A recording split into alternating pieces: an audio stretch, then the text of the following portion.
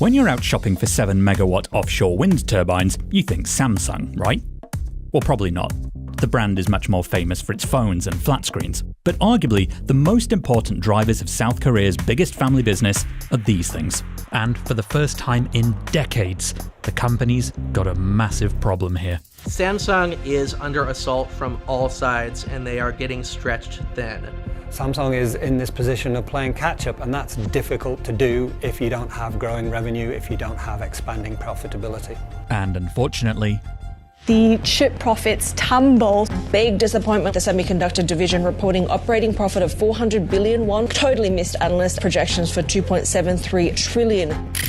Samsung shares have whipsawed in value since their 2020 peak and tanked in 2024, while long-standing rival SK Hynix surged.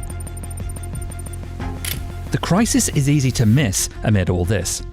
The Ultra experience is ready to unfold. But behind the cats and choreography, Samsung's hidden struggle threatens its national identity amongst a population that relies on it like no other. It is probably the most influential company in Korea because of the importance to the economy. And maintaining that influence may hinge on a piece of technology you probably own but have never even seen.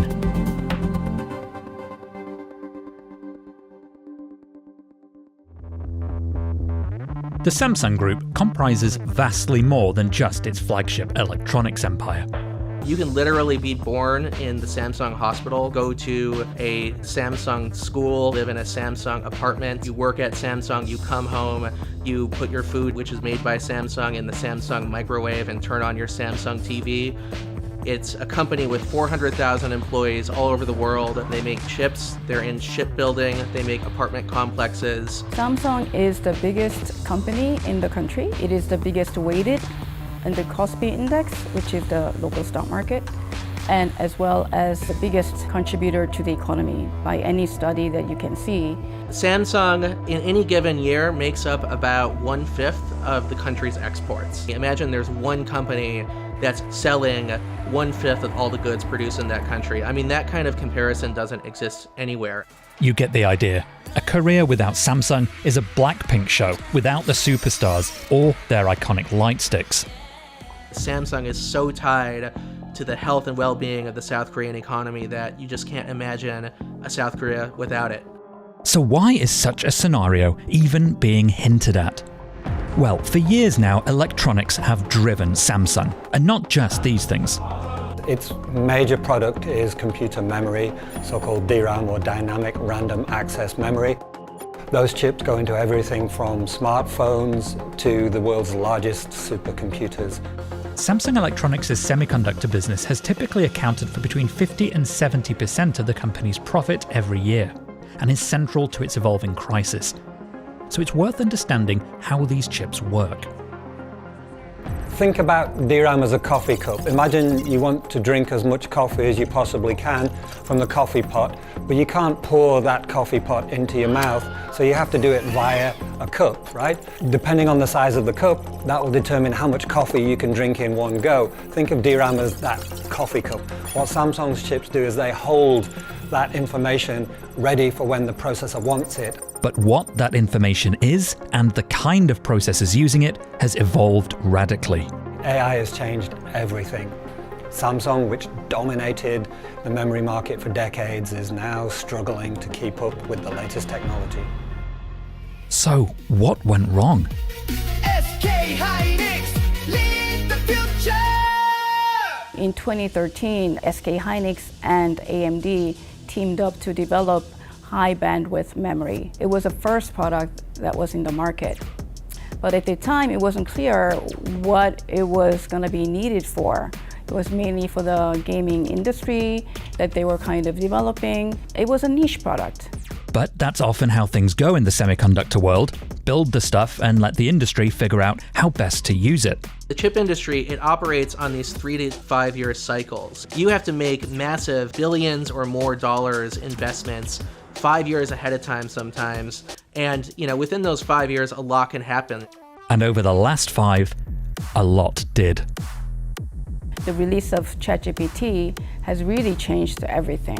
All of a sudden, there was a surge of demand for HBM chips, which is really ideal for AI applications. Remember this? AI needs vastly more coffee, or data, and it needs to swallow, or process it, faster than ever. HBM, high bandwidth memory, made that possible and is now a fundamental component of the accelerators used to train large language models. At the time, Samsung hadn't invested enough in this kind of chip, which is a type of DRAM but significantly more profitable than its mass market counterpart. But a smaller, local competitor that had teetered on bankruptcy as recently as 2002 had. SK Hynix has come arguably out of nowhere to become a major rival, to have unprecedented success against them.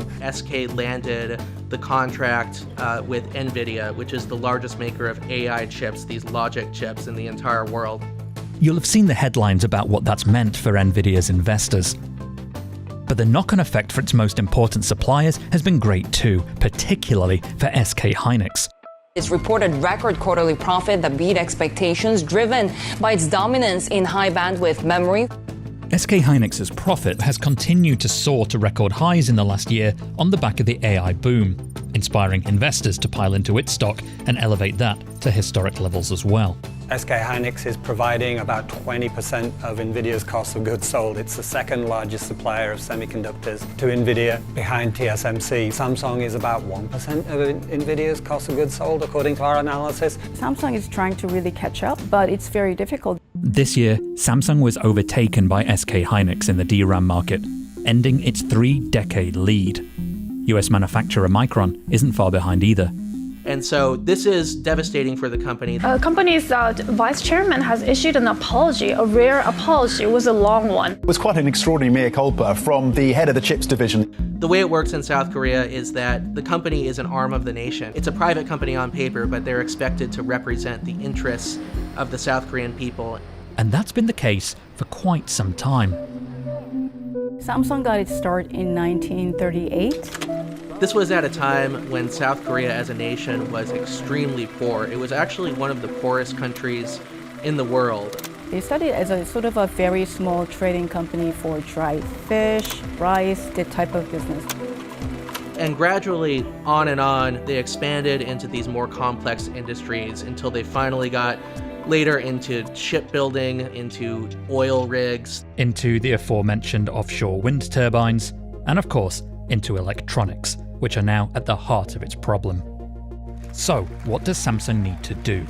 Well, first, it may have to win over the undisputed world leader in AI hardware.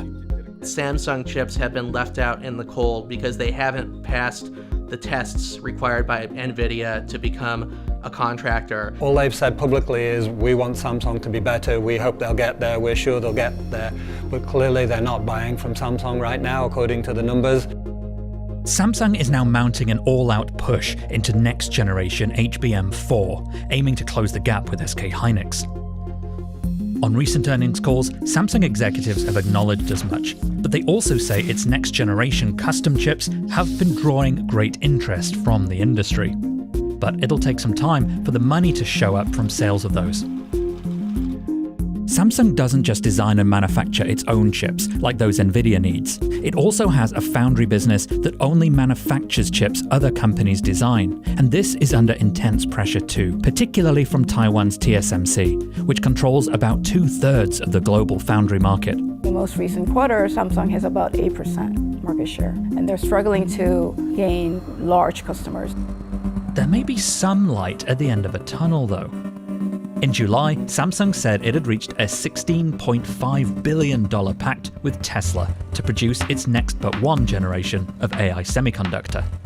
Some say that it's not really significant when you really break it down to annual numbers, but it is a big deal when it comes to its foundry business that a lot of the investors have thought was actually dormant.